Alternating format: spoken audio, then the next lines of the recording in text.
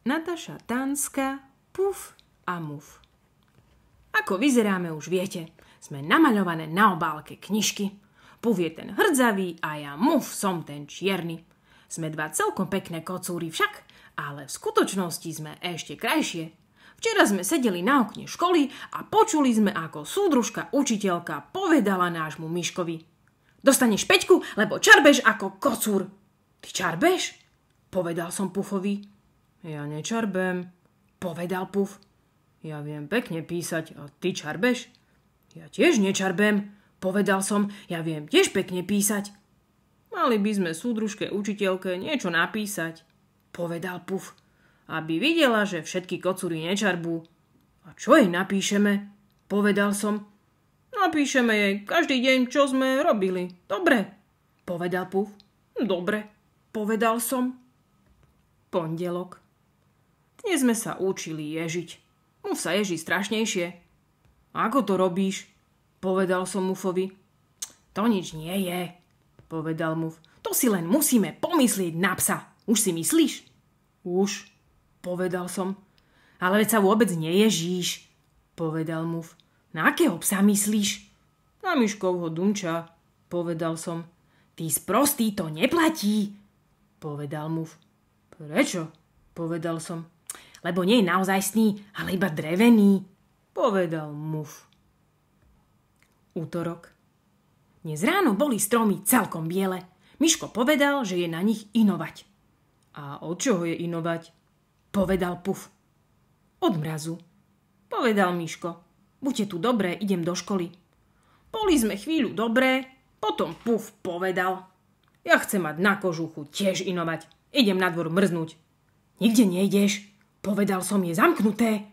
Ja chcem inovať, Mrkal Puf. Ale si zlý, povedal som. Ja chcem inovať, jedoval sa Puf. Čo mám s tebou robiť? Povedal som. Doma nejaký mraz nie je. A je, povedal Puf. A kde?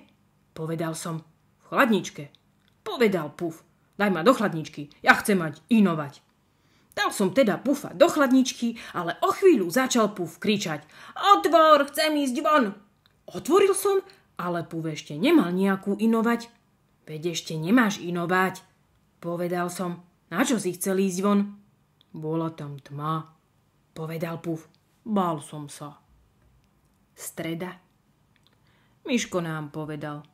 Kocúri, ste mi kamaráti? Sme ti kamaráti, povedali sme. Potrebujem 2 koruny do kina, povedal Miško. My nemáme, povedali sme. To nič, povedal Miško. Zarobíte mi ich, dobre? Ale ako? Povedal Muf. Budete cvičené kocúry, povedal Miško. Budete na dvore skákať cez misku a budeme za to vyberať. Potom nás Miško učil skákať cez misku s mliekom. Ja som preskočil, ale Muf skočil rovno do misky a postriekal Miškovi nohavice. Miško za to dostal od mami a už nás nechcel cvičiť. Škoda, veľmi sme chceli byť cvičené kocúry. Štvrtok. Dnes sme boli zlé. My nechceme byť stále doma, povedali sme Miškovi. Kocúry musia chodiť po strechách. Na to ste ešte malé, povedal Miško. Tak pôjdeme len na našu strechu, povedali sme. Na chvíľku. Na našej streche je veľký komín, sadli sme si naň a hriali sme si chvosty. Potom Puf spustil chvost do komína. Čo robíš? Povedal som. Veď ho budeš mať celý odsadzí. Urob to aj ty, povedal Puf. Prečo? Povedal som. Veď uvidíš, povedal Puf. Keď sme prišli domov, Miško nás chytil za chvosty a celý sa začiernil. Však ste len zlé kocúry. Nahneval sa a naháňal nás po izbe, ale my sme sa schovali za skriňu a len sme sa mu vysmievali. Piatok. Kocúri, povedal nám Miško. Dnes ma budete čakať hneď pri bráne. Donesiem polročné vysvedčenie a keby som mal 3, tak mi ju vyškrabete, dobre? Dobre, povedali sme. Čakali sme pri bráne a brúsili sme si pazúry. Miško nešiel a nešiel. Možno má aj 4, povedal Muf. Neviem, či by som vedel vyškrabať 4. Ty by si vedel? Neviem, povedal som. 4 sme ešte neškrabali. Čakali sme, ale Miško ešte vždy nešiel. Možno má aj Peťku, povedal Muf. Neviem, či by som vedel vyškrabať Peťku. Ty by si vedel? Neviem, povedal som. Peťku sme tiež ešte neškrabali.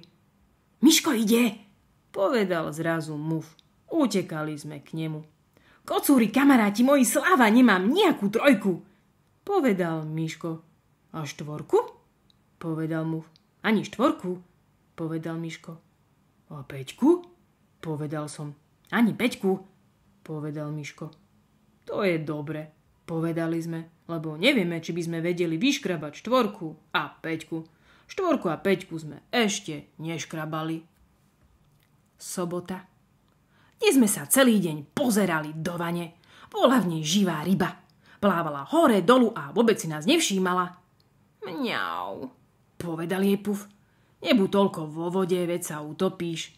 Ryba nepovedala nič. Nepočuje, lebo má v ušiach vodu, povedal Puf. Mali by sme ju trochu z vody vytiahnuť. Tak sme ju skúšali vytiahnuť, ale ryba sa nám vždy vyšmykla. Dáme jej trocha mliečka. Dobre? Povedal Puf. Dali sme rybe do vody mliečko a čakali sme, či sa poďakuje. Ale ryba zasa nepovedala nič. Ty namyslená ryba, povedal Puf. Viac sa s tebou nerozprávame. Odišli sme, ale potom Puf povedal.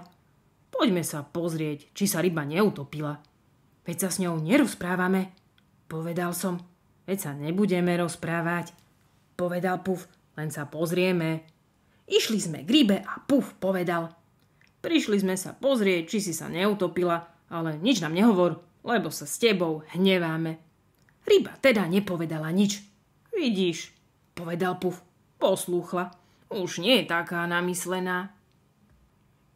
Nedeľa. V nedeľu sa musí Miško vždy slušne obliecť a nesmie sa zašpiniť. My sa tiež musíme slušne obliecť, povedali sme Miškovi. Prečo? Povedal Miško. Lebo je nedeľa, povedali sme.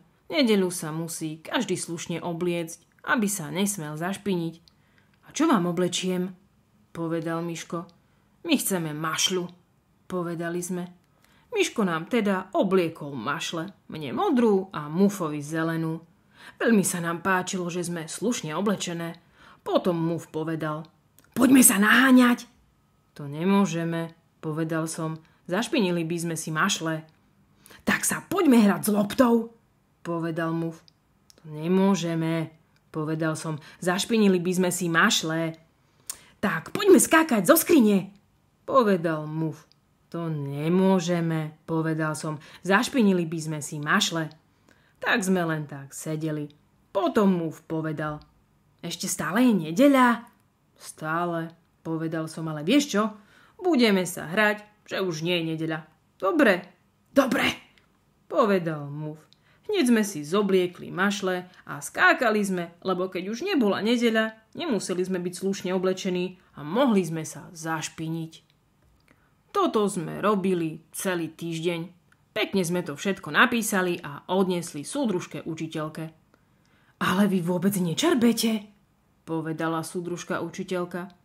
My vieme pekne písať, povedali sme. Všetky kocúri nečarbú.